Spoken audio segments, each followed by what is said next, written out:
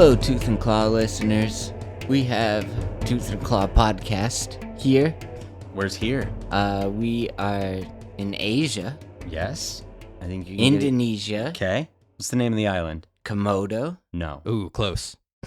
I don't know. Flores. We're on Flores. Yes. Oh, okay. But it's in like the Lesser Sunda Islands, which are commonly kind of referred to as the Komodo Islands. And why is that? Because one of the islands is named Komodo. Mm. And we're going close to that island, but not actually going to that island. Is there Komodo dragons on the island we're on right now? Yes, but they're not common on this island. Oh, wow. But I may have seen one today, actually. Really? A little one. And it is usually younger ones that are on this island. Yeah. How big is a little one? Like about 3 feet long. You sure it wasn't? It could have been another cat? monitor. It wasn't a cat. I'm sure it wasn't a cat.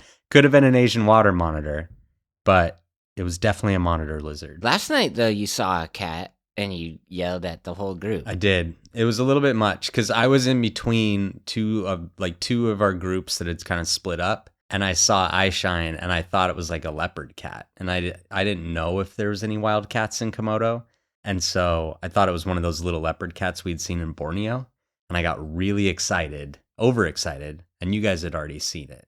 Did you spot anything first on our little night hike I last saw night? one of the baby vipers first. Oh, yeah. We saw some vipers. Not as cool as Dodge version. Yeah, I think that's fair. You do? Like Dodge Vipers are pretty sick. Yeah. I really like the vipers we saw, though. We saw the Lesser Sunda Island pit viper. It's commonly known as like an insularis viper, because that's its Latin name. And we saw the yellow and the green, and there's also a blue that we might see on this trip. And if you've seen Zootopia 2, the blue snake in that movie is based off of the blue viper. The one with the missing fang? That's missing the fang. But ours hopefully have both fangs. Yeah, it was voiced by what's his name? Kiwi Kwan. Short Round. Short Round. Yeah. Yeah. Sorry. Yeah. His real name, Short Round. You think those are better than the car? Yeah. I'll Okay. put those Yeah. over the car. That was surprising for a minute because Yeah, So me you too. would rather Yeah. see a Dodge Viper than those other No. common Vipers that we saw last night? I don't think I'd rather see a Dodge Viper. Yeah. But On that hike last night, I'd be more interested in seeing a Dodge Yeah, Viper. Like a If we baby just- one on the branch. we're walking through the jungle and there's just Yeah. a Dodge That would Viper be- parked out there. Yeah. That would be pretty exciting. Well, It was great. But yeah, so today, I mean, I had an idea of comparing all 7 continents with like some different parameters of like birds, cats, attack Bears. stories, Yeah. and just like which continent has the best wildlife, worst to best. And we were going to do that, but then we're like, wait a sec, we go to Antarctica and we will have been to all 7 continents, so it makes more sense to do that later. It does. So we have some really great listener stories that we're going to do today. last time we did this, we had a really fun time. I remember. yeah. I don't know about the listeners. We did. had fun, though. Yeah. Well, and when we went on National Park after dark, Wes was like, this girl doesn't have a scar from a goose. Goose, Yeah. yeah. You, And I was proved wrong. yeah. Actually, It takes a big man I to wasn't admit. proved wrong by her, but I was proved wrong that geese can actually like do some damage. For sure. So I do believe her. Yeah. Wes, you want to start us off? Sure. Yeah, I'd love to. This one's actually a story that someone had kind of mentioned the basic details of this story to us, and it stuck in our heads. And I think Jeff or our mom reached out and got this listener to send in the complete story. So we're excited to read it. This one's from Mel. And Mel says, "Hi, Tooth and Claw hosts. I'm submitting my animal attack story, in quotes. It may not be what comes to mind with the most extreme wildlife attack, but it is definitely unique, and we do agree with you on that. I was flipping logs for salamanders in Illinois during the spring with friends. We were having some luck and a lot of fun catching them. I flipped one log to find a small mammal, the size of a mouse, scurrying for the next place to hide. And you know, I've been there. You find a small mammal, you don't really feel like there's any danger or something. You might Sure. get like a little nip or something if you pick it up or do something. You shouldn't pick it up. You ever think in the Scottish High Games during the caber toss event, they find salamanders? Maybe. They're When just there's flipping picking logs stuff all up. over I don't the know place. how many salamanders there are there, but probably. You They're think probably you- killing a lot of salamanders. That's if true, They are yeah. there. Yeah. I reached out Instinctively, I reached out and actually managed to scruff the critter, grabbing the skin behind the neck with my thumb and forefinger. This is actually pretty difficult and dang near impossible thing to do without getting bit. It is, like a little tiny shrew or mouse or something trying to like grab it by its neck skin. That's pretty impressive. I should preface I study small mammals, voles, shrews, mice, and bats for a living. So I'm used to handling these small wiggly animals and know that you just have to scruff in the right spot so they don't escape or bite you. Sometimes this is hard to do when you have them in a bag and can position them any way you like. I was so stoked I managed with my bare hand and reflexes alone to catch this mammal without getting bit. It was a northern short-tailed shrew, a really interesting and unique species found throughout North America.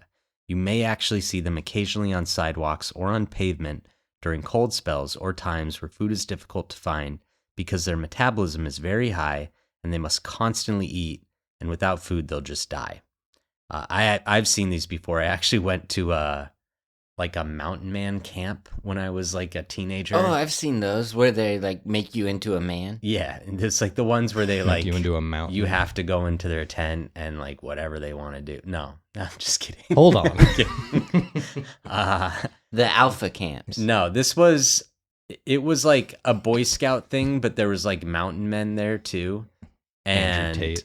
there was this guy who had caught a prairie rattlesnake, and I caught a shrew. I caught one of these shrews and I put it in with a prairie rattlesnake and watched it kill it and eat it.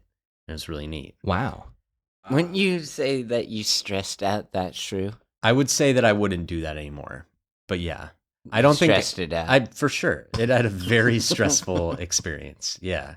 I wouldn't give it a wild animal anymore. I don't think it's fair. But I did do it when I was a teenager. I was probably 15. Okay. They are about the size of a mouse, but they stand out with beautiful velvet fur, tiny eyes and ears, pointed snouts, and an extremely short tail.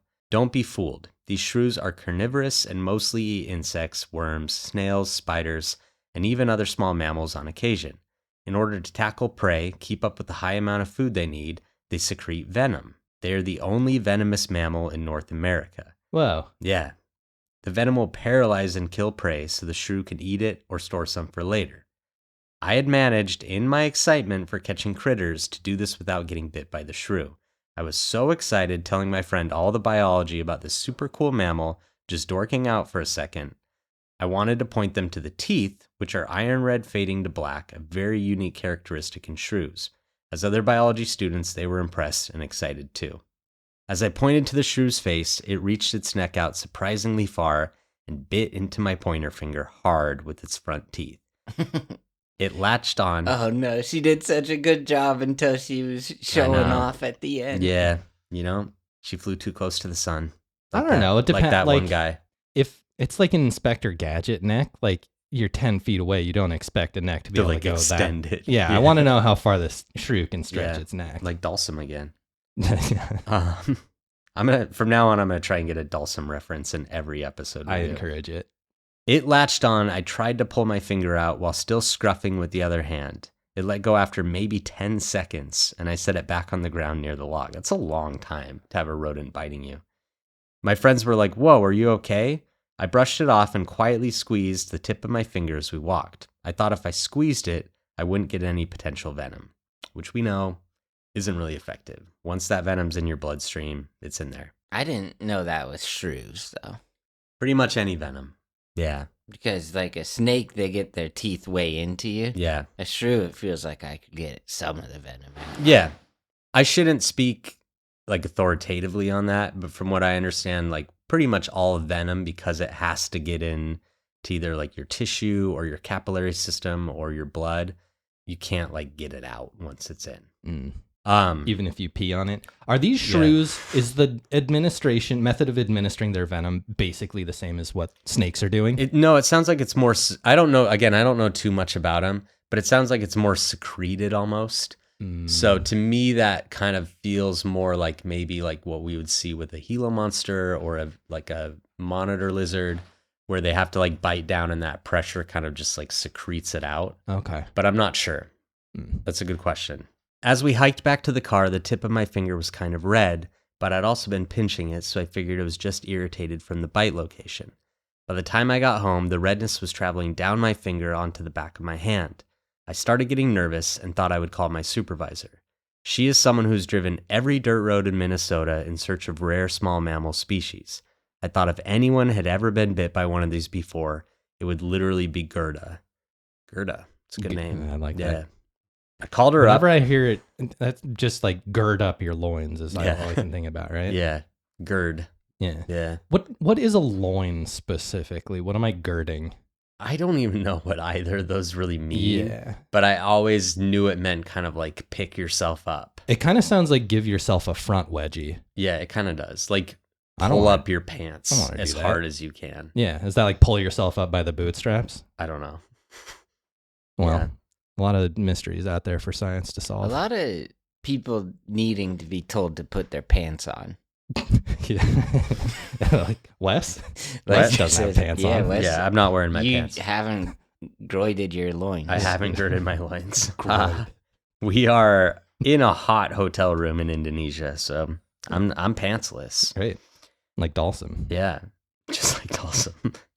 I called her up, Gerda, and told her what happened, expecting a yes, that's happened to me. Instead, she said, hell no, I've never let one of them hang on long enough to pump venom into me. Crap.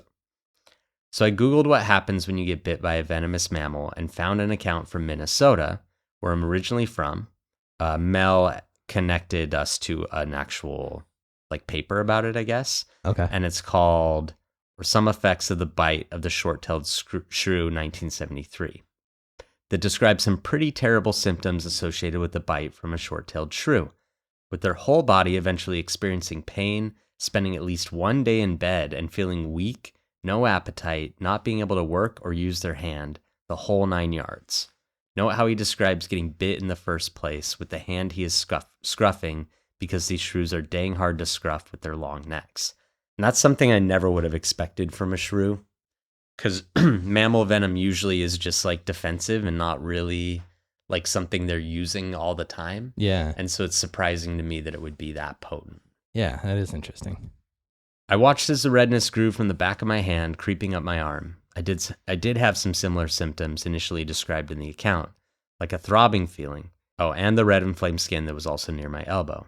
I did feel some pain on the upper side of my arm into my hand, like a dull ache, as if a stack of books had been dropped on my arm. It's very descriptive. It's a great analogy. I'm looking. That happens all the time. Coyote Peterson never Bit by one. a shrew. Yeah. So it's yet. probably pretty bad. Hard to say if Yeah. it's better or worse than a Bullet ant. banded hornet. Yeah. Yeah. Yeah. Thanks for doing that research, Jeff. Every January, it feels like we're told to reinvent ourselves. New year, new you, right? But we know that real progress doesn't happen overnight. Unless you're like Captain America and they put you in that machine. But for most of us, it doesn't. It comes from steady, consistent work. That's exactly what Nutrafol believes. Hair growth isn't about shortcuts or quick fixes. It's about supporting yourself and your hair with the right routine so you can stay strong, confident, moving forward. Nutrafol targets the key root causes of thinning in men, like stress and hormonal changes, because it's not just about genetics. Nutrafol men's supplements are peer-reviewed, 100% drug-free, NSF content certified, and clinically proven to improve hair growth, all without impacting sexual performance. And if you're trying to build consistency this year, their subscription makes it easy with automated deliveries, free shipping, up to 20% savings, free one-on-one naturopathic doctor consults, and complimentary Headspace membership included. Skip the shortcuts and see thicker, stronger hair in 3 to 6 months with Nutrafol. Nutrafol is offering our listeners $10 off your first month subscription and free shipping when you go to Nutrafol.com and enter the promo code TOOTH. Find out why Nutrafol is the best-selling hair growth supplement brand at Nutrafol.com. Spelled Nutrafol.com, promo code TOOTH. That's Nutrafol.com, promo code TOOTH. The next day, I kept an eye on the redness, and it seemed to remain at my elbow. I did not want to see a doctor because what are they going to say about venom from a mammal that they likely didn't even know existed? That's a good point. And you're going to have to pay like $30,000 just to talk to him. I didn't want to be pumped full of meds and thought I'd just wait it out. Maybe write an updated account from the 1973 article. It's a true scientist. I'm vaccinated for rabies, and that wasn't a concern with this species. So I kept an eye on the redness, which didn't move any further, and the bite wound for infection. My arm had that dull ache for probably 3 days, but I was able to use my hand just fine. Was able to walk, did not lose my appetite or feel drowsy. And that's pretty weird that they got bit in the hand, but the arm and the elbow was like the achy thing. Yeah, that is interesting. I felt pretty normal other than the dull ache.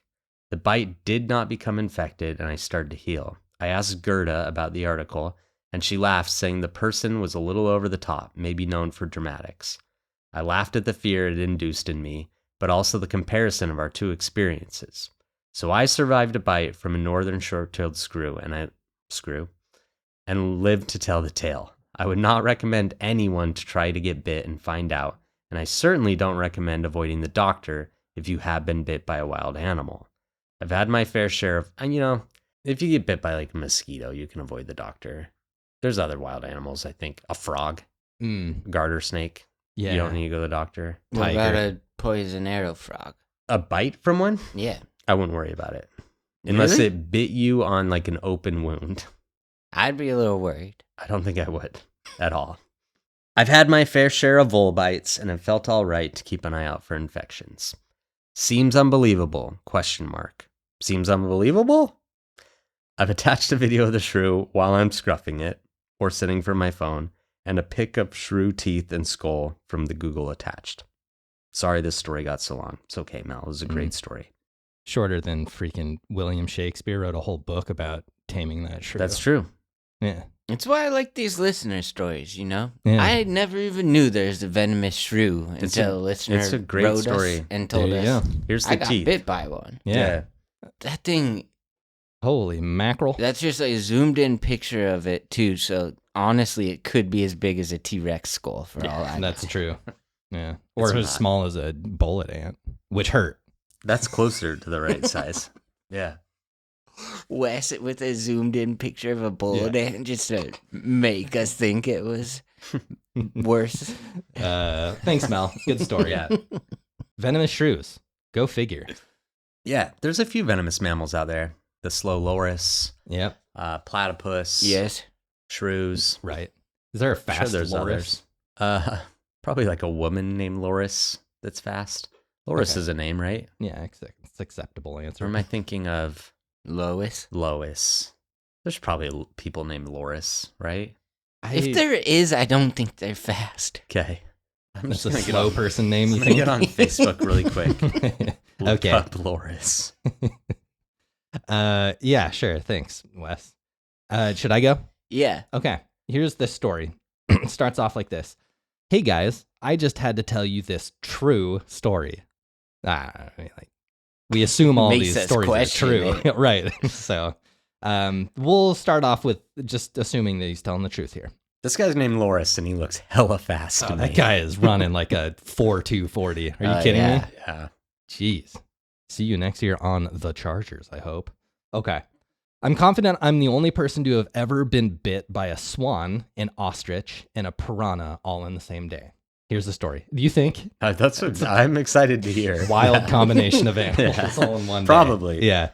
When I was in college at Grand Valley State University in the 90s, I took a job at the Humane Society for extra cash while attending school. My brother-in-law was the manager at the time and hired me. Nepotism. Yeah. This is probably ruining why our they got country. bit. Yeah. Yeah, that goose was whatever. We'll Someone get more, into that. someone maybe. more qualified would not have gotten bit by these animals. One day, hold on, I gotta. Brawny. It really is like it's like exactly the same Brawny situation. James, Brawny James. One day, a swan had been brought in that had been hit by a car and injured. I was asked if I could bring it to a nearby bird sanctuary to be treated. I agreed.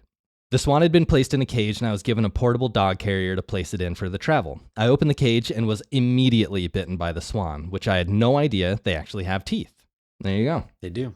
That's another fact for all you guys out there that didn't know, guys and gals. I grabbed the swan around the neck. Good move. I grabbed the swan around the neck with one hand and attempted to reach around its body to carry it out of the cage. The old wraparound move. Reach The around. The old reach around. the old Undertaker. Yeah, right. That's a better, maybe. Definitely better than the older reach around.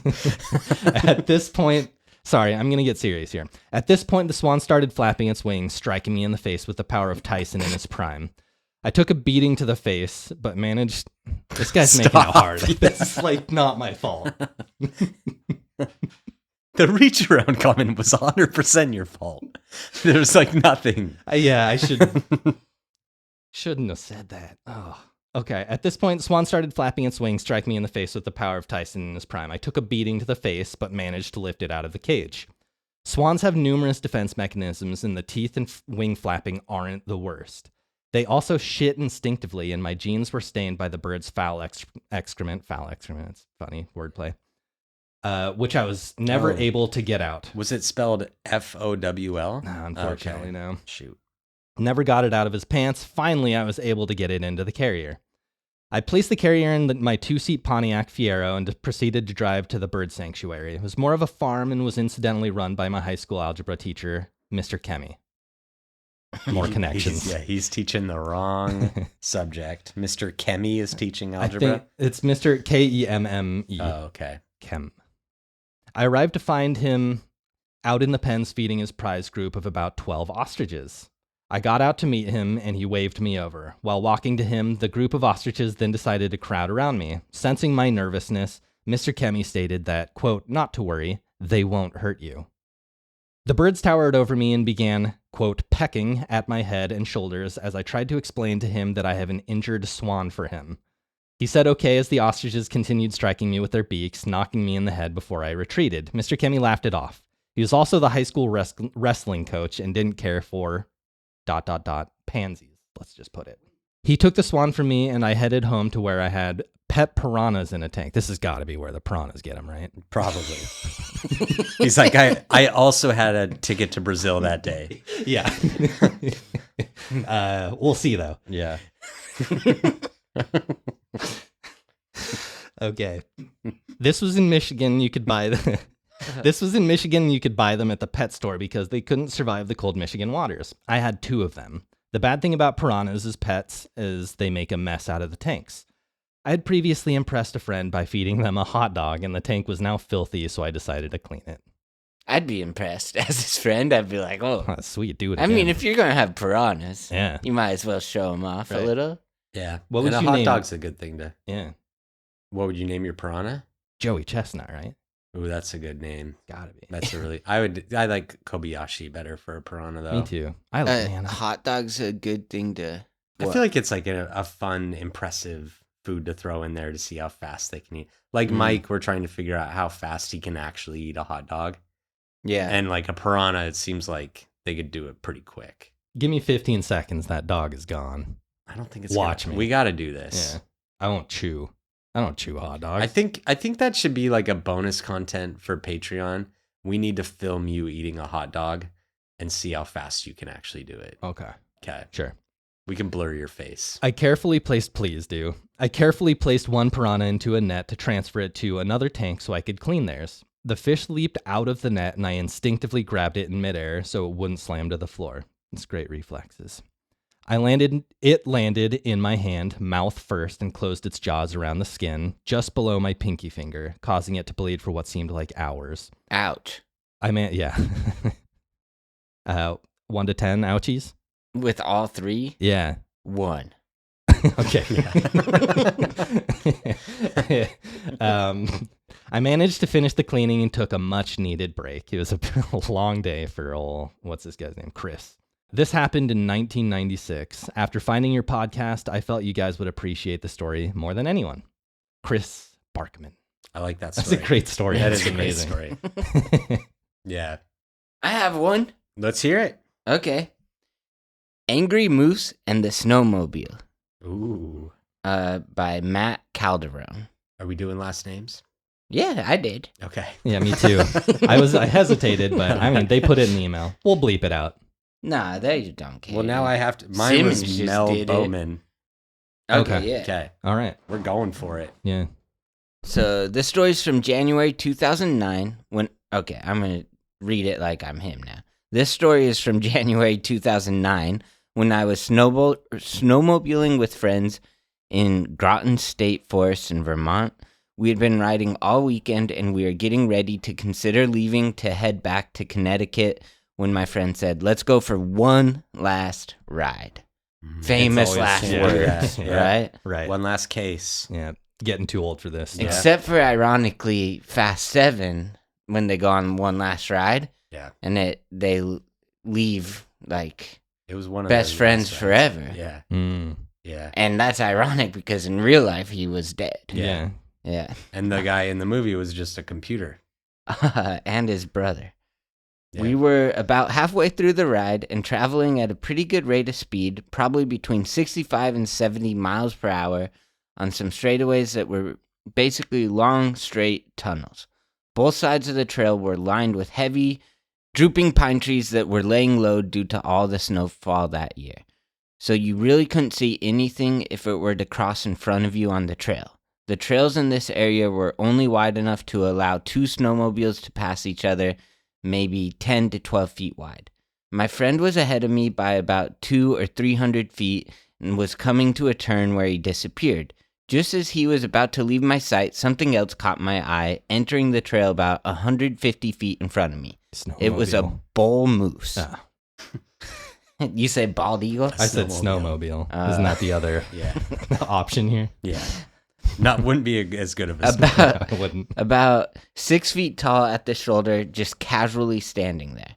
If you know anything about snowmobiles, they generally don't stop very quickly. Did you know that, I Mike? didn't. No, I'm not overly intimate. Did you, Wes? Yeah, I rode a lot of snowmobiles doing polar bear work, so I knew that. I How meant to quick say- did they stop? It takes a second. If It you're going depends- fast? It really depends on the type of snow you're in. But yeah, they do kind of slide to a stop. So the brake controls the track of the sled. When you try to stop fast, you grab the brake as hard as you can, which locks up the track and causes you to simply slide, which makes sense. Yeah. I was probably traveling around 65 miles per hour at this point and knew I didn't have enough distance to slow down before hitting the moose.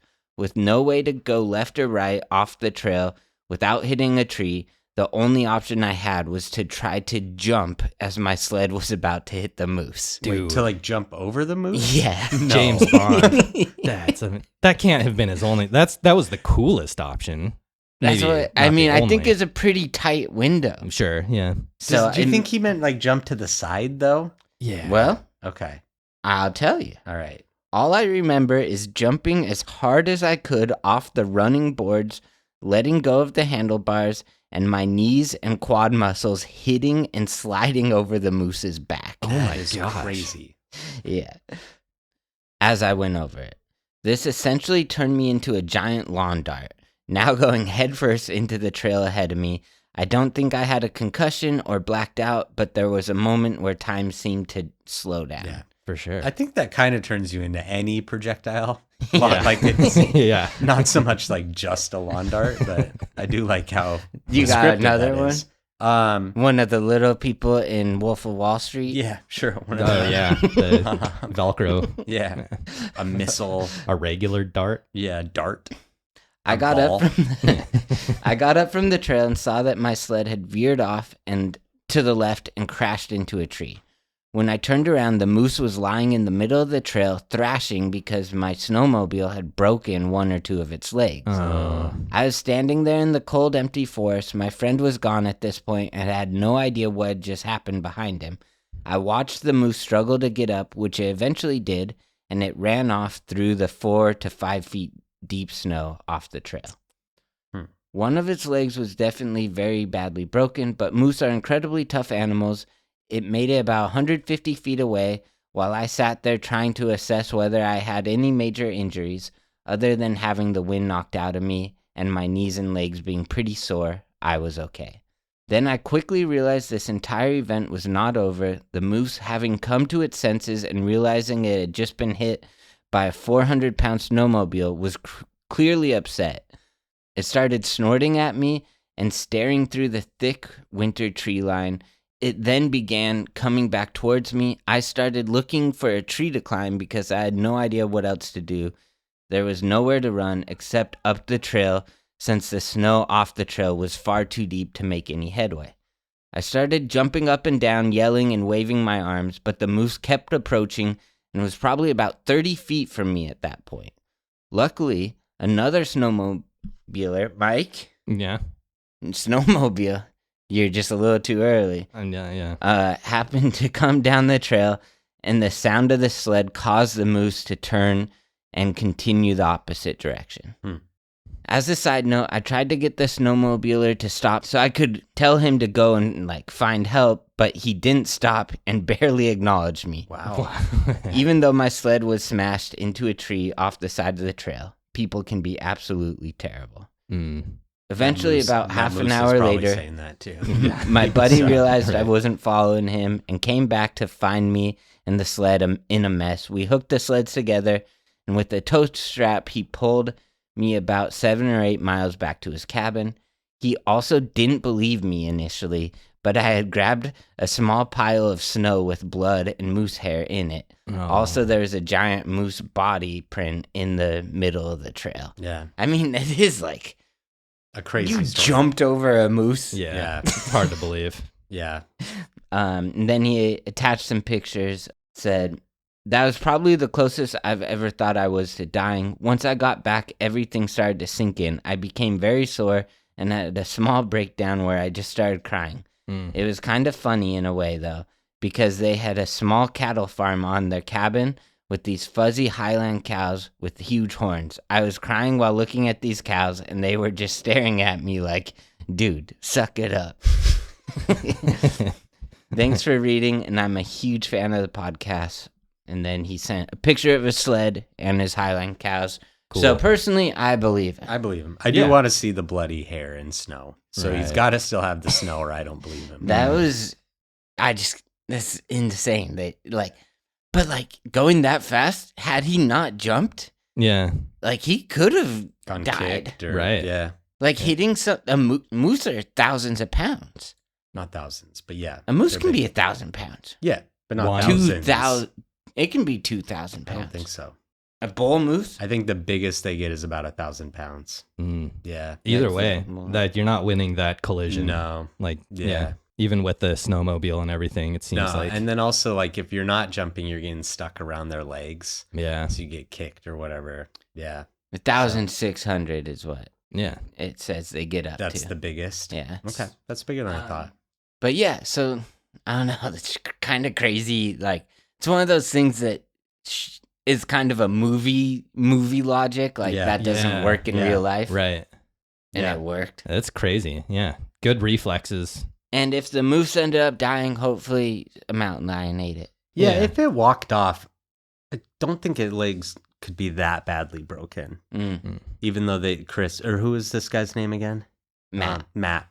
Even though he said it was badly broken, they are really tough animals, but if its leg was really badly broken, I don't think it would have been able to walk around like that. Maybe his friends call him Chris. Yeah. It's possible. The moose? Yeah. No, Matt. Oh. Yeah. I'm all mixed up. I want to clear something up. Yeah. I said earlier that I'm not overly intimate in regards to snowmobiles. Yeah. I'm not intimate at all with them, let alone overly. I was trying to say I'm not intimately familiar with snowmobiles. Okay.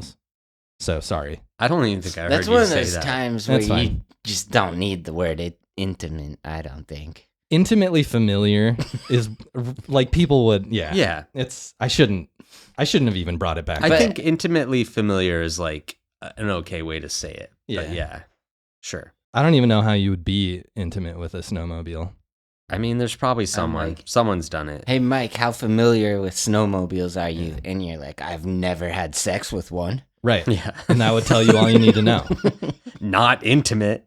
If someone said that, I'd be like, oh, this dude's had sex with a snowmobile. That's true, right? How do you feel about organizing your finances on your own? For me, it feels really overwhelming. It just feels like such a huge challenge to know exactly how I'm spending my money, how I should be spending it, how it's coming in. It just kind of starts to become really complicated, especially when we're getting close to tax season. So for me, Rocket Money has been so helpful. It's a personal finance app, helps you find and cancel your unwanted subscriptions, monitors your spending, and helps you lower your bills so you can grow your savings. And money's been tight for a lot of people lately, so I think that last point is really important, that you're actually tracking your spending and your bills Rocket Money will actually help you lower your bills so that you can spend less. For me, the thing that's just been super helpful is finding those unwanted subscriptions. I had multiple Netflix subscriptions that Rocket Money found for me. And then I am really guilty of signing up for free trials on subscriptions and then forgetting about them. And Rocket Money helps me remember and cancel. Let Rocket Money help you reach your financial goals faster. Join at rocketmoney.com/claw. That's rocketmoney.com/claw. rocketmoney.com/claw. And make sure you use that link so that they know that we sent you.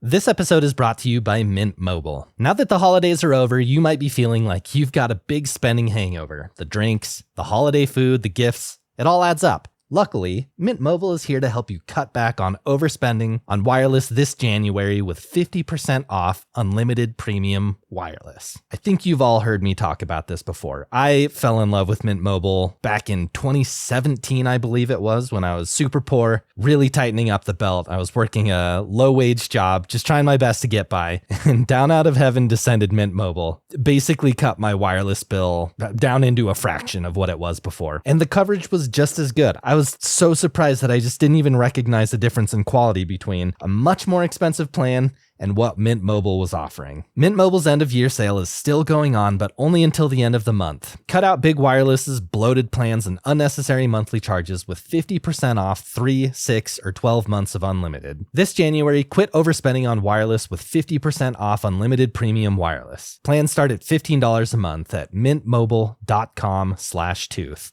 That's mintmobile.com/tooth. Limited time offer. Upfront payment of $45 for 3 months, $90 for 6 months, or $180 for 12 months. Plan required, $15 a month equivalent. Taxes and fees extra. Initial plan term only. Usage of over 50 gigabytes may slow when network is busy. Capable device required. Availability, speed, and coverage varies. See mintmobile.com. All right. This next one is from Harrison Holzgang. And this story is called Bear Math in Glacier National Park. My wife Sarah had won an Amtrak gift card at a work raffle. Don't worry about doxing. Plenty of people have that last name. So Holzgang. Yeah, Harrison Holzgang. Yeah, so we don't need to worry about that. All right.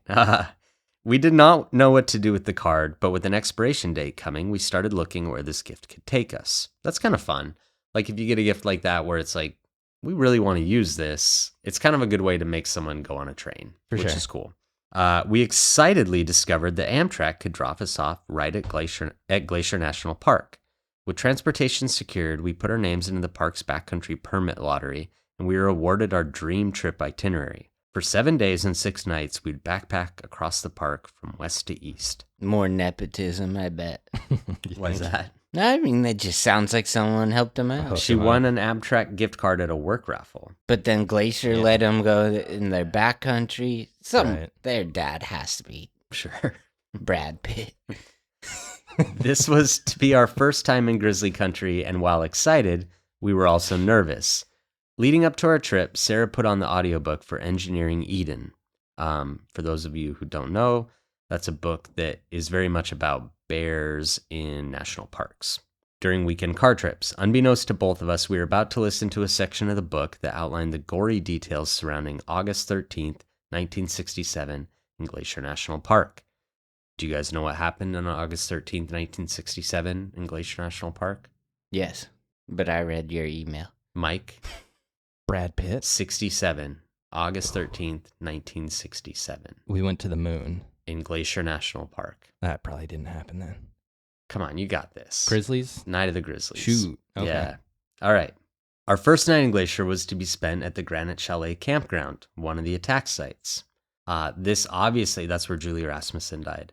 This obviously did nothing to ease any nerviness about backpacking around grizzly bears for the first time. We made our trip from Portland to West Glacier, shuttled to the trailhead, and began our hike. Our night spent outside Granite Chalet did not bear, it's confusing, any animal encounters except a baby deer. Any thoughts about Night of the Grizzlies stayed far away as we made friends and talked with the other campers. That baby deer is probably like, what the f***, dude? I'm not an animal? Yeah, am I not the cutest animal in the world? Is that not good enough for you? Imagine what Brad Pitt's saying. What the hell? What do you? What? I don't know. Okay. Jeff somehow got it in my brain. Blame me. Yeah. We saw the first bears of the trip at Many Glacier. Great place to see bears. We had multiple sightings of black bears along with one potential grizzly cub, which terrifyingly enough was being approached by a very naive photographer. Our hike toward East Glacier continued, and on the fourth day we shared the campground with a friendly Swiss couple. They let us know the huckleberries further down the trail were very ripe. So ripe, in fact, that they spent the previous day snacking on the berries until they were so full that they fell asleep amongst the bushes. It was kind of charming and a funny story, but it also heightened our bear awareness on day 5. Yes, if you are camping in Glacier and you eat so many huckleberries that you fall asleep, you're taking a pretty big risk. That's not a good idea. Okay. The next day, as we made our way through the berry fields, we came upon a rise in the trail. That's when I noticed up the hillside from us was the top of a brown head with 2 furry brown ears. Sarah had not seen the bear right away. Brad Pitt. It's gotta be, right? Dulcim. I, in my memory, hollered clearly, "Stop, there is a bear." However, according to her, I announced the presence of the bear so calmly and nonchalantly that it sounded more like I was pointing out a dog or an interesting flower. She continued down the trail for a couple steps before my words made sense, and just in time for the bear to stand up for a better look at us. With the bear now standing, we could tell it was undoubtedly a grizzly bear. The bear seemed to be a good distance away, and in the realm of the park's recommended distance. We'd quickly had our bear spray unholstered without even consciously thinking about doing so. Good job.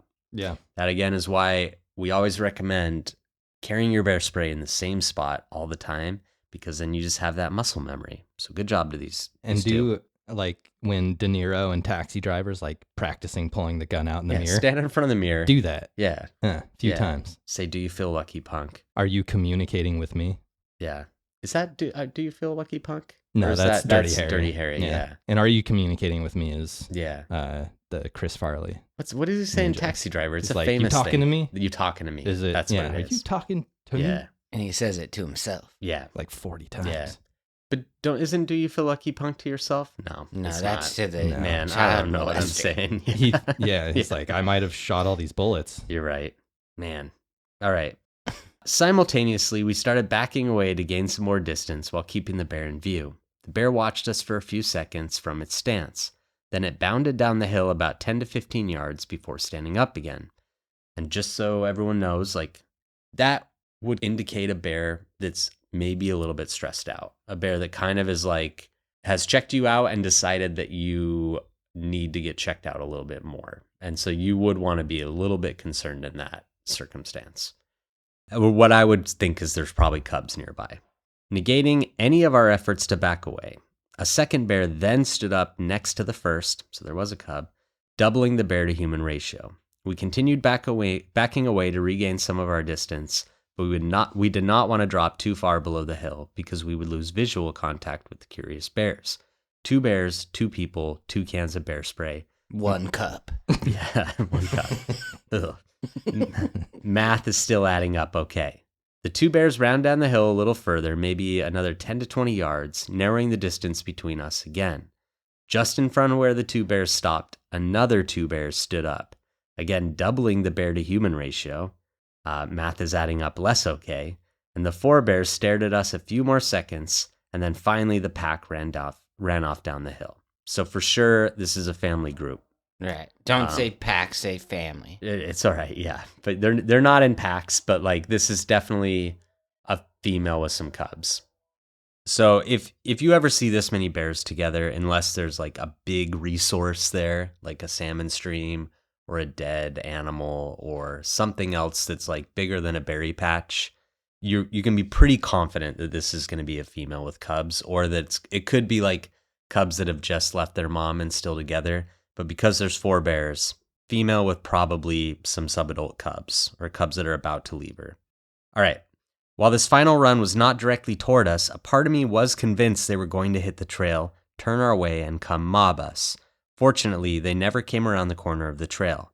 However, we no longer knew their location or what was around the arc of the trail, so we waited there collecting our heads and giving the bears ample time to clear out. When we finally continued our way down the trail, it was at a cautious pace. We gave out bear calls, talked loudly, and held tight to our bear spray. The trail passed through the remainder of the huckleberries, then started winding up Triple Divide Pass while covered in tall brush, providing limited visibility of what lay ahead. The thing I like about this story is that we have a lot of actual tooth and claw stories that start out like this, and then they end up ending badly. But like for every one of those, there are, hundreds that are like this. So I do think it's good for our listeners to remember that it doesn't always end badly. Like sometimes people are okay. Yeah, I mean, earlier in this story, they talked about Night of the people like Grizzlies. falling asleep by Right. huckleberry bushes. Oh, Nothing yeah, bad that's happened true. there. That's true. You can. I'm not Yeah, saying do that's that. The just- Swiss, though, nothing bad ever Well, and happens to take the what Swiss. Wes just said as a grain of salt, Okay. because he hates any story where people don't get hurt by That's true. I animals. need someone to You're get real hurt. sick. Yeah. Twisted. All right. We hoped the bears had not headed up the trail, and we were afraid we would stumble across them around a blind corner. Suddenly, Sarah stopped and cursed.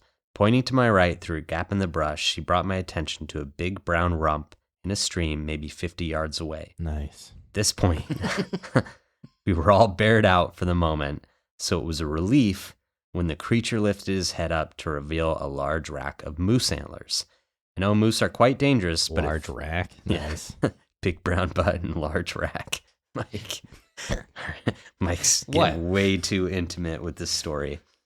Could have been Dulcim. No, it couldn't have been.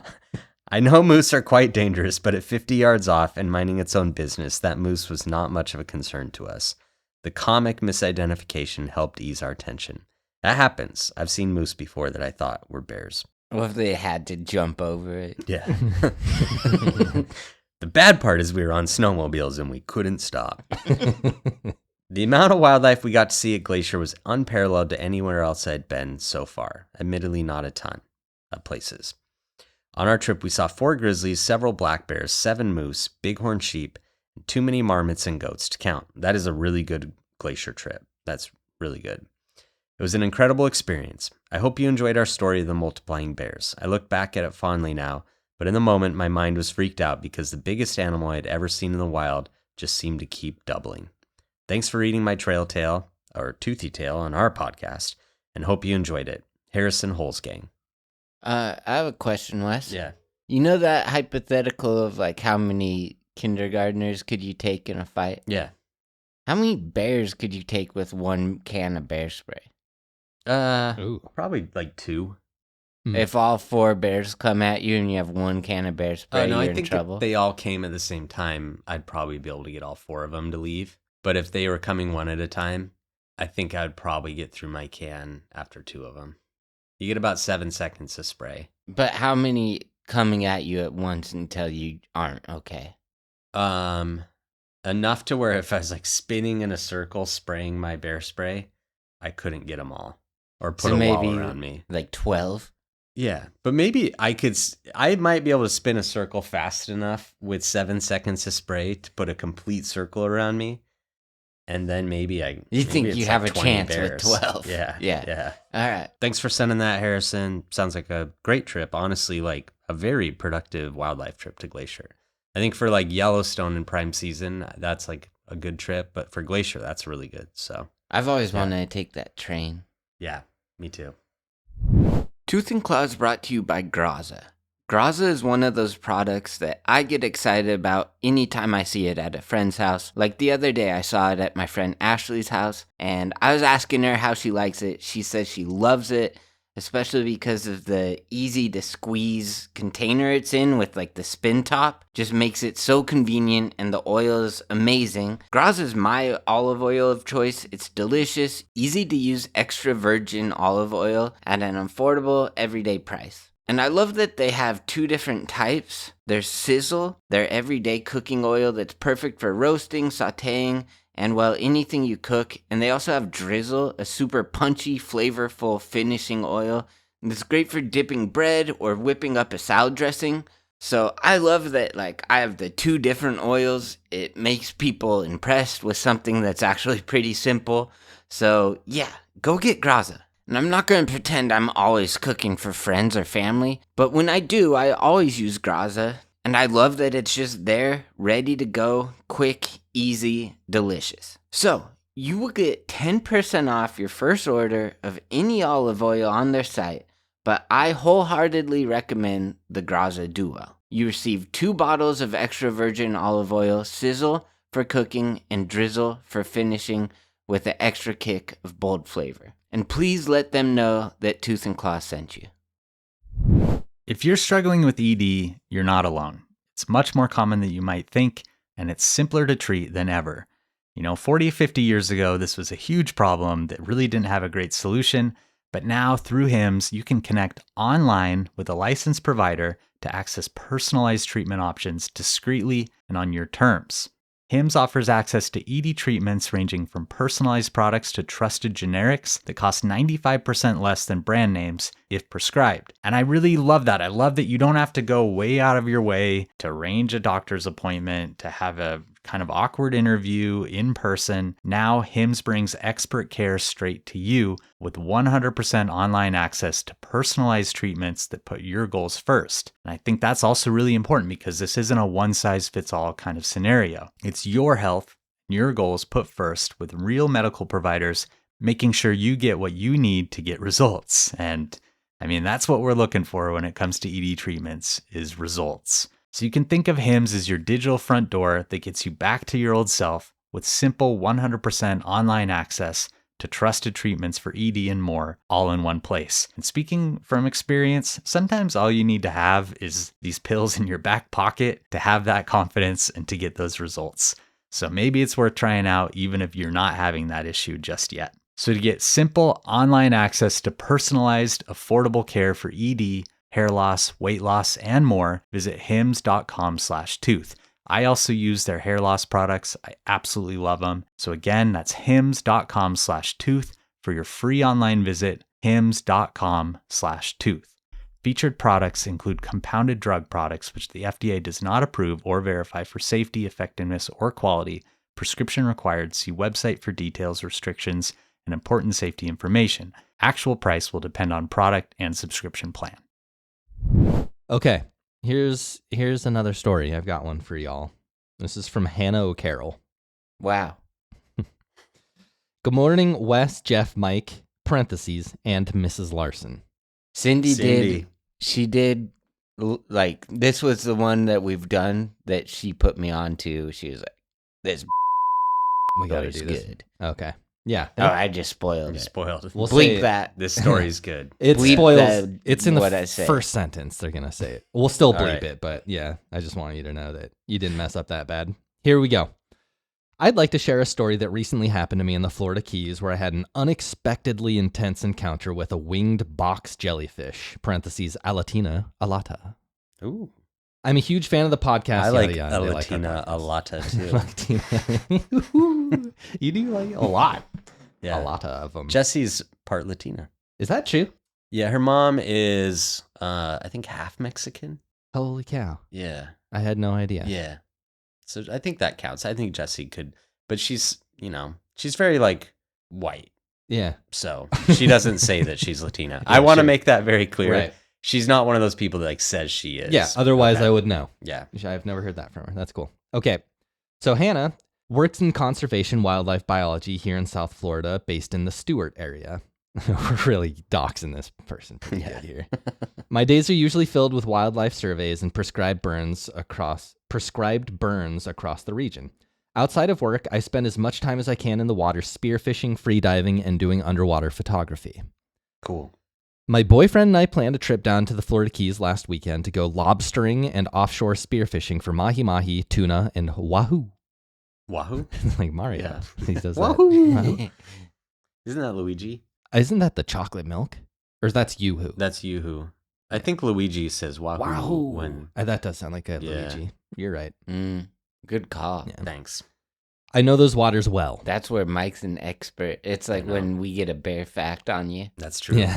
Yeah. You guys, that's great. No, I'm proud of you, Wes. Thanks. So Hannah knows these waters really well. I wish my dad would say that just once. I lived in the Keys for 4 years working. I'm not going to.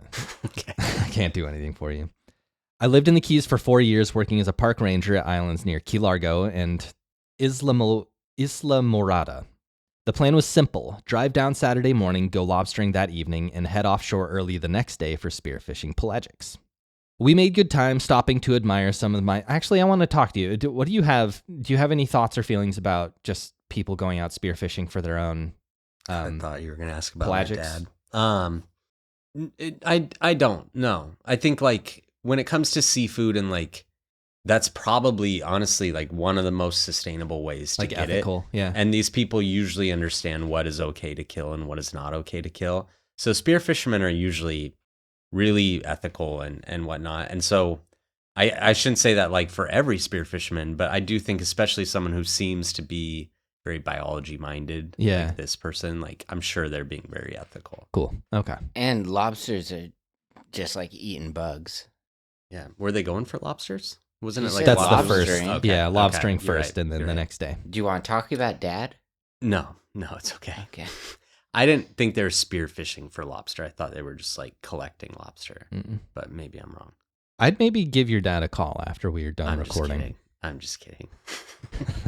Yeah, who knows? It's a bit. Have you told him you're proud of him? Uh-huh. But he hasn't never said it to you. He has. It's just a bit that we say that sometimes. Okay, on with the story. We made good time stopping to admire some of Miami's more exotic species along the way, including a Hispaniolan khaki curly tail lizard. That's an awesome name for an That animal. is. By 5 p.m., we were in Key Largo meeting up with a friend at a park and slipping into the water. It's here that I will admit my primary mistake. All right. It's big of you, Hannah. My friend and my boyfriend were both wearing protective shirts and gloves. Unfortunately, I was not as smart as them and was just wearing a bikini. The water was warm and clear with a slightly brown, itchy haze near shore. Past the first stretch, it opened up into seagrass with mangroves on one side and shallow flats on the other. We worked a shelf dropping into a boat channel and found plenty of lobsters, but all just shy of legal size, so we had to let them go.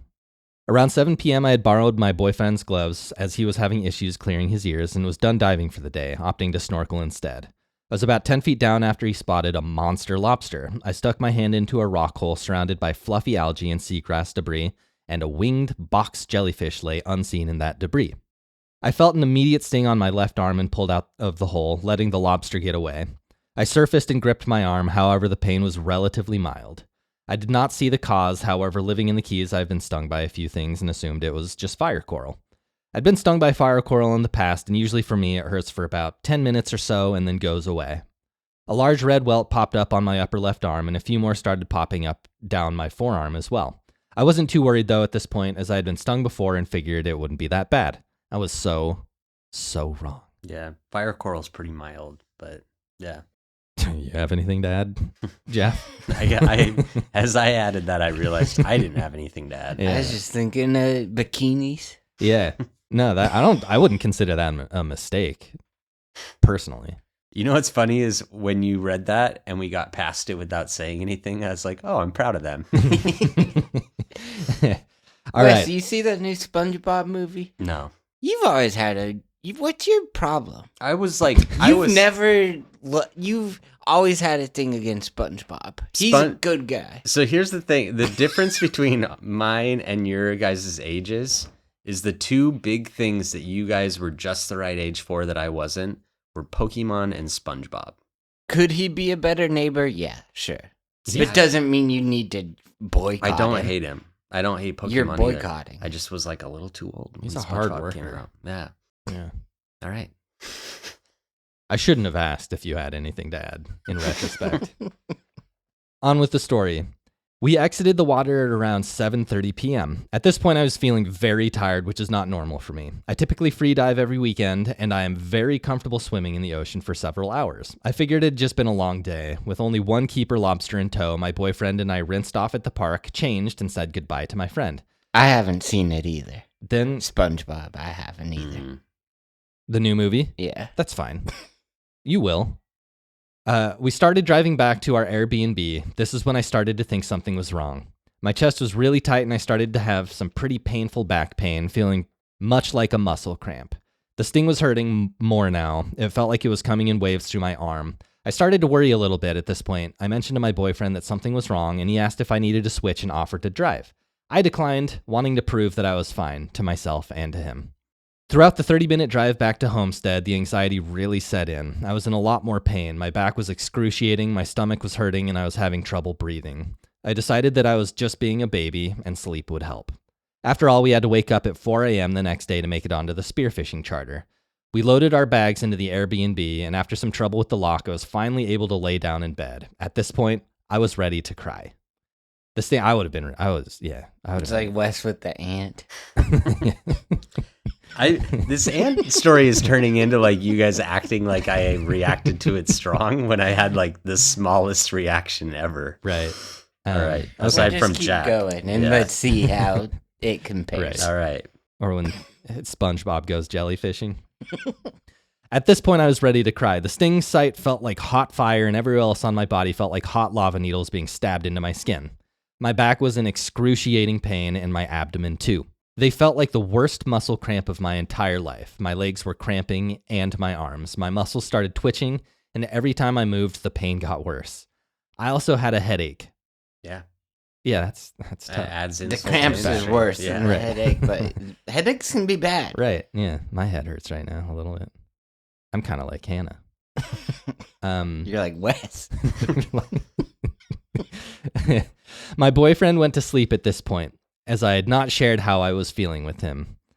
I relate to that, and I understand why that's a bad move, but like, things have to be really dire before I start telling people, like, I Yeah. think I'm in trouble here. Ugh.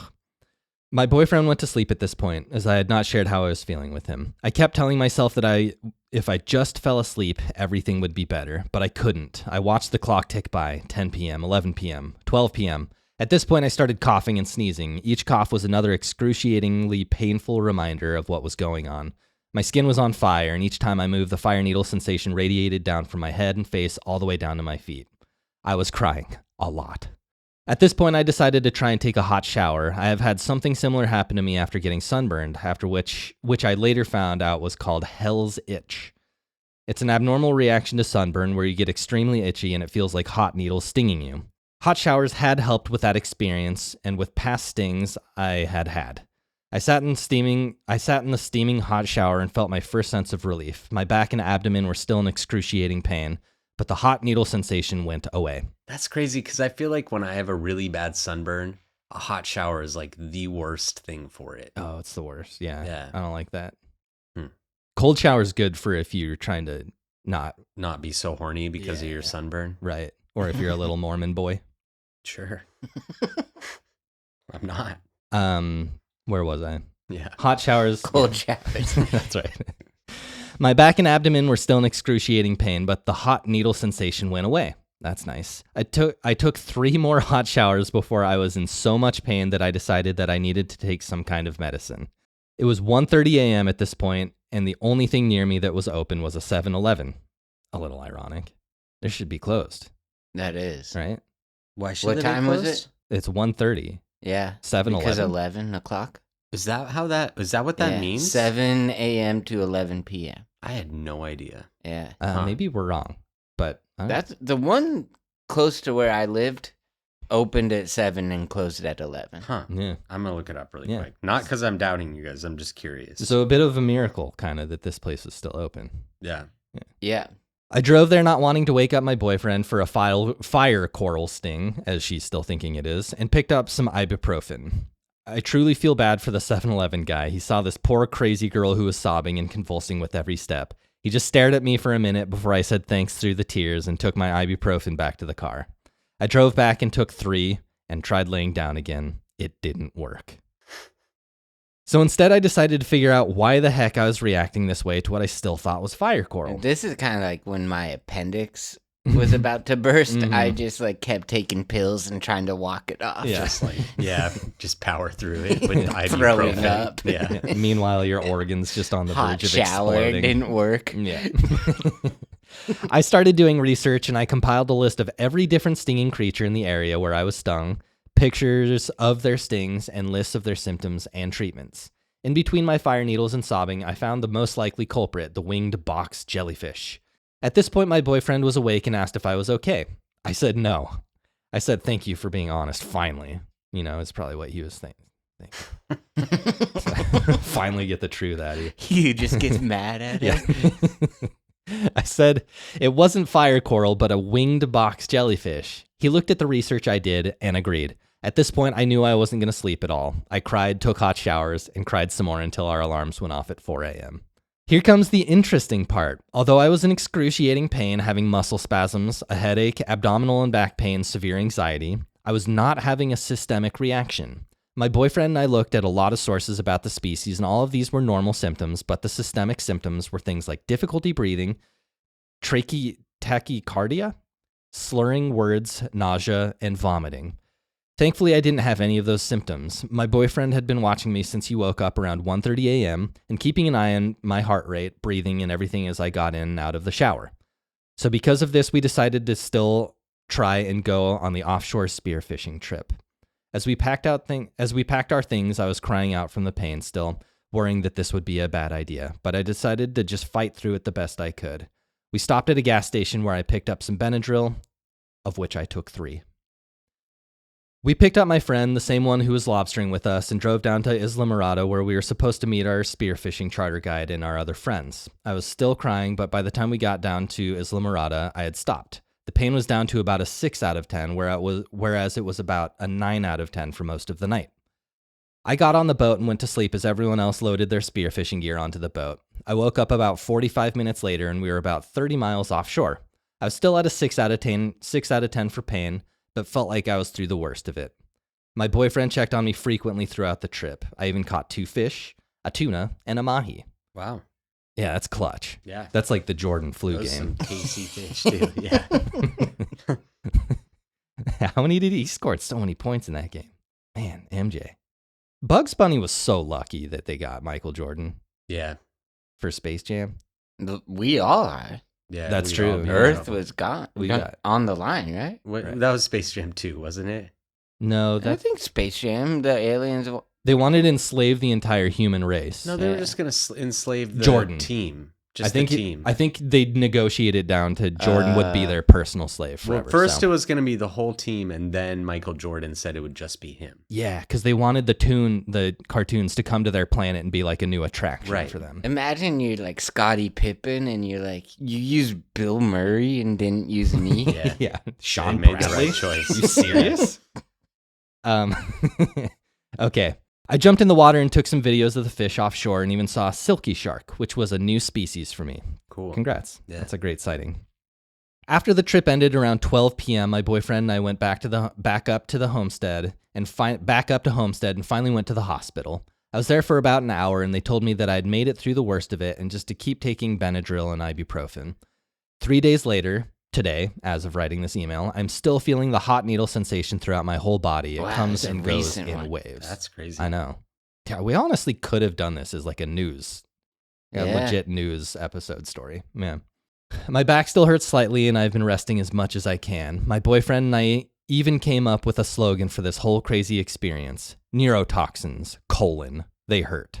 It's true. That's pretty good. Succinct. It's a good slogan. Yeah. Yep, right to the point. I'm currently working on the t-shirt. I'll send it to you when it's done. I can't wait. I'll wear that. Yeah. Overall, this experience was definitely the worst pain I've ever felt in my life, but I still made it on the spearfishing trip where we caught 1 wahoo, 5 tuna, and 9 mahi-mahi. It's a fruitful little trip there. I attached a group photo. I'm the one in the front with a reddish-brown shirt on. In hindsight, the lessons are clear. Wear protective clothing, seek treatment sooner, respect box jellies. This experience was entirely my fault. I was sticking my hand in holes. Yeah, you were. Disturbing any critters inside without proper protection. But the ocean remains beautiful and worth the risks. Being 35 miles offshore surrounded by mahi, wahoo, rainbow runners, dolphins, sharks, with 1,000 feet of blue beneath me was truly unforgettable, especially with neurotoxins in my veins. Neurotoxins, they hurt. Thank you for your time. Hannah O'Carroll. Thanks, Hannah. Thanks, Hannah.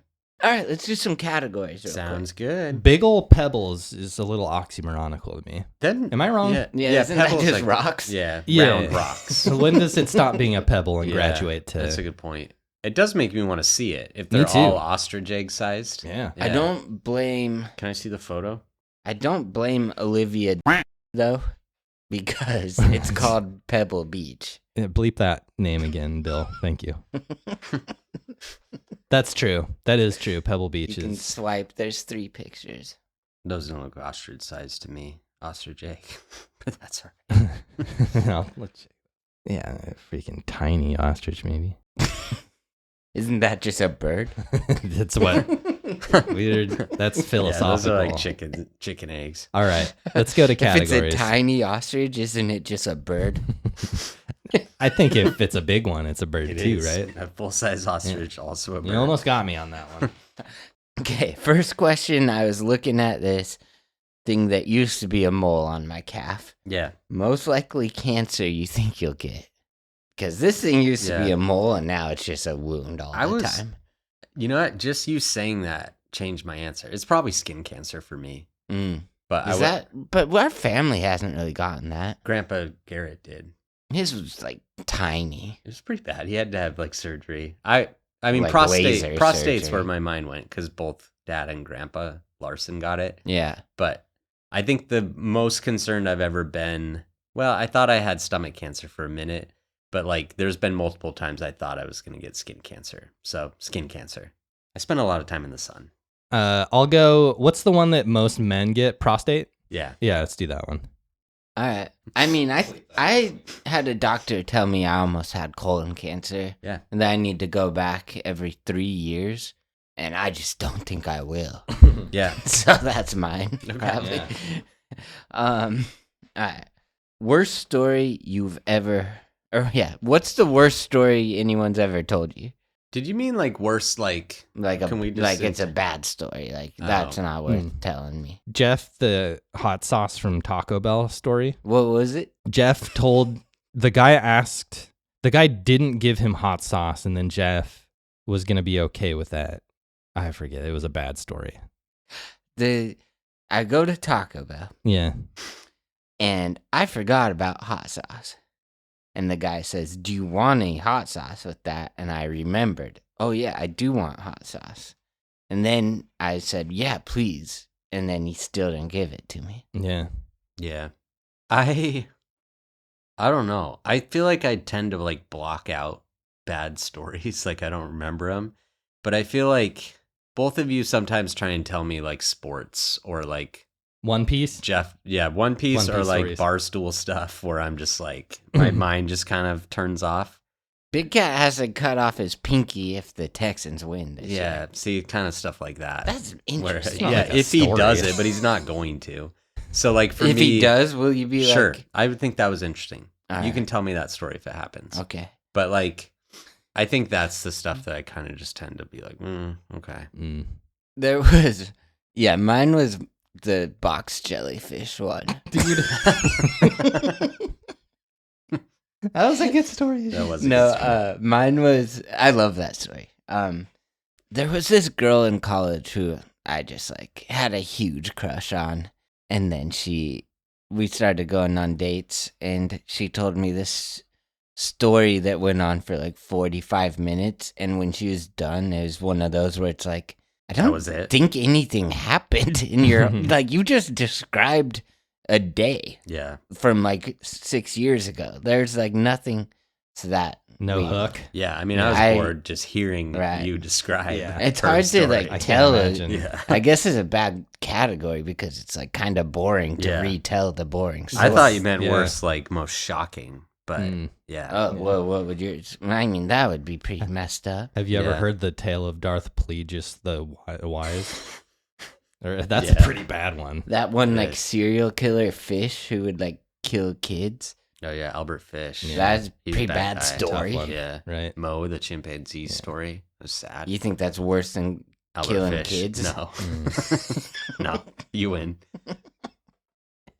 All right. When you said serial killer fish, though, it did take me a second to figure out what you're talking about. Since I guess since Wes put this episode off till now, what's the worst case of putting something off for later? Like, what's the worst that's gone for someone? I mean, just like Mm. they keep putting something off. I guess I thought you meant it like for us. You can do whatever then. I went like kind of a different direction with this, where like I was thinking of things I do where I really have a hard time doing them and I put them off for as long as possible. And the thing that I do constantly that I need to stop doing is when I get an email that I just really don't want to answer, I'll mark it as unread and I'll just like keep doing that like 6 or 7 times, to the point where it's like weeks old and it would have taken me like 20 seconds to just answer it. But I just sit there and know, and it sits in my brain and tells me like, you have to answer that email, and I don't do it. Yeah. And then I feel bad. And I just, that's I don't such even a mark them stupid- on yeah, red. You I don't just- even read them to begin I just with. stop. Yeah. Hannah procrastinated a little bit in that last story we went over. Yeah. Or not the last one, the last one I second told. to last, yeah, yeah. she probably should have acted a little sooner. Yeah. Gotten that taken care of. Yeah. I'll go with that. You think? Yeah, a little She bit. might not have gone on the trip had she done more. That's a good point, but I Thanks. All those Wahoo, Mike. don't know. Yeah, yoo-hoo. I'm gonna go with George R.R. Martin. Yeah. I That do is think he was procrastinating. working on an all-time like story, Yeah. and what makes his stuff amazing is like the amount of effort that goes in, or the amount of stuff that he puts in the beginning that's going to like translate to the end. And by not finishing it and just letting those two showrunners finish his story They ruined it.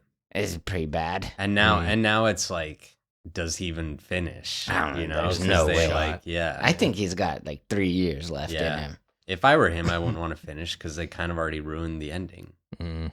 Not as bad as Stranger Things, though. You guys got So, any general travel recommendations? Yeah. Do you want me to go first? Yeah. I think one that is like a new one for me is if you got a really long flight and you can afford like the middle class, like the economy plus or whatever. Man, that is like such a game changer for me just to have that like extra 5 or 6 inches of room.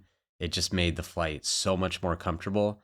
And then I think I've brought up Mega Pillow before on this podcast, but what I like to do for those who haven't heard is if you can like scrounge up an extra one of those little pillows and blankets, you put 2 pillows in a blanket and tie the blanket around them, and you have like a pretty nice full-size pillow then. And it's actually like really comfortable to lay on. So Well, that's sometimes on huge flights too, if you choose the back of the plane, yeah, it's a risk, but you can get the whole aisle. you might get the whole and then aisle. you can get 3 pillows in yeah, your blanket. or like even extra if you want to just ask for more. Yeah. But like general travel, I think the other ones that I had were just to You're try. right. This is your third advice Yeah. you're giving. Yeah. I just All wanted to do right. one more. We've gone to a lot of different cultures and places in the last few years as a group, and then was fortunate to go to a lot before that too. And I think the thing that I've really learned is that the most you can approach a new culture open-minded and accepting, and kind of the most kindness that you can show toward other people and patience, the more you're going to get back in your travel experiences. So like leave your preconceived notions of different cultures and everything at home and just kind of try and let it all enter you, and it can be a really nice, rewarding experience. Well, maybe they shouldn't be praying on the loudspeaker at 4 a.m. I mean, yeah, there's going to be things you don't like. Maybe they should try not doing that. But and I then think- I'll try. I think like those are the kind of things that are kind of fun to remember after your trip, even though they can kinda, that's good advice. Yeah. I'm just joking. I would say find a really cool nonfiction book that was written by somebody where you're traveling to. I did that for this trip, and like every street we go down, I can just envision Oh, that's cool. That's cool. the words Yeah. of the author. It was by a guy, I think I brought this up in our last episode, Andrea Hirata. He wrote this just incredible book called The Rainbow Troops. He's an Indonesian author. It's, I think, the best-selling Indonesian book ever. Mhm. And just the way he described it, like I can see him in the faces of all the little children we ride by when we're looking into schoolyard. We don't look into schoolyards that much, but I think you see what I'm getting at. And also bring a pack of dude wipes. Yeah, or just any wipe. Doesn't Any have to be sanitary a wipe. dude wipe. I don't know. When Yeah. you travel to Asia, they kind of got you covered most With toilets. bidets. Well, I'm like, Are there bidets here? There's the Yeah. the high-powered hose. hose. Yeah. But I'm like, even just like an underarm swipe, just No, real it's quick good at the end of a advice, day, yeah, or yeah. like, Wipes are great. oh man, like it really Yeah. is a big deal when it first dawned on me how important it was to stay fresh. I Like kind of feel like wipes don't need to be gendered. Like we really don't need dude wipes. I think no, I think it's kind of a stupid name. Yeah. But I think it really opened the door for a lot of dudes to start Sure. being a little more hygienic because Yeah. things were being marketed I towards think them. you need to go back to one of those mountain man camps and learn Yes, again. I just like feel like that's kind of a silly thing No, that I like get what you're saying. dudes don't feel comfortable buying wipes until they're like dude branded. Well, Okay. yeah, you just Sure. protest all you want. It's smart. It's a smart idea. Yeah. Okay. I mean, if Mike said bring baby wipes, we'd be like, dude, That's what I brought. you're bringing. Yeah. You think freaking yeah. That's absurd. Are We need you a to baby? No. market them to babies specifically? So Wes is a baby and Mike's a dude. right. Yeah. I could What- be babies can be dudes. Dude baby. You know what I like to do is just leave a little extra room in my personal item, my backpack, Yeah. and then I'll wear a sweatshirt. Some planes are really hot, some planes are really cold, but then that extra sweatshirt, like you can use it as extra pillow. Mhm. I've been like trying to help my lower back pain, and I'm going to like a dry needling lady once a month, and she was showing me this thing you can buy on Amazon that's just like a little oval like cushion that you're supposed to put behind your back on planes. Yeah. My sweatshirt worked perfect for that. Oh, Just there rolled you it go. up, put it behind on my lower back the whole flight, and I think it helped a lot. It was a long flight, Yeah. too. Yeah. 17 hours. I Yeah. know. I was there. Yeah. Remember? Yeah. Well, that's a lit suggestion, Jeff. Yeah. yeah. That was pretty lit. It was hype.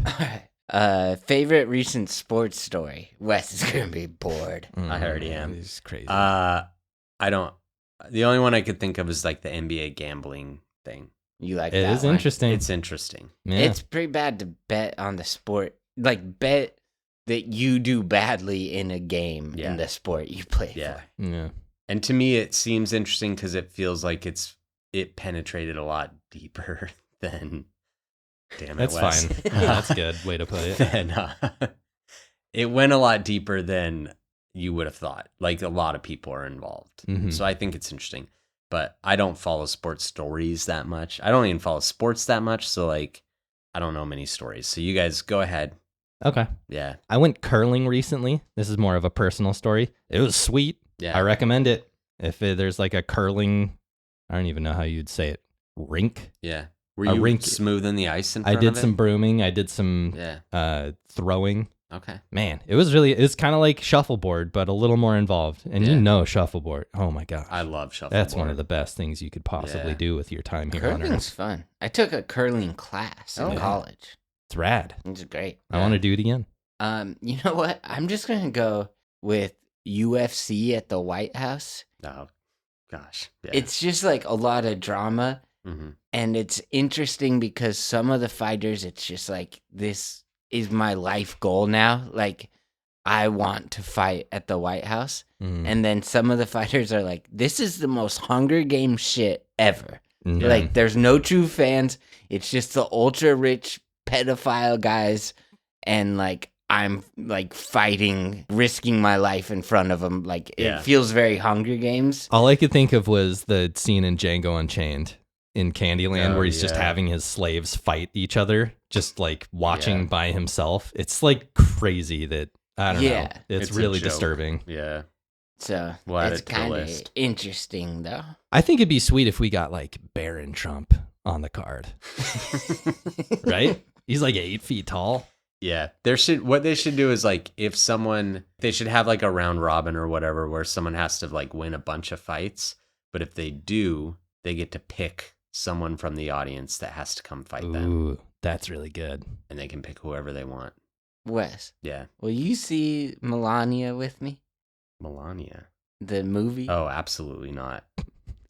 I think we should camp go. out. I hate the director of that movie too. You Oh, remember really? when we used to like camp out for Yeah. a night before a big movie? Right, Timothy Green. You think like if we camped out, the theater would be like, You're gonna buy like Melania merch. I feel like we could make the news if we got like our listeners to come camp out with us for Melania. Don't want anyone to see that movie. Brett Ratner is a bad person. I could watch an entire movie of her reading Christmas books to kids. Cookies. Cookies. All right. Thanks, guys. yeah, Thanks for the stories. It's great. Yeah. Thank you so That was much. fun. That was fun. Those are some good ones. All right. We'll see you later. See ya. Love ya. Bye. See ya.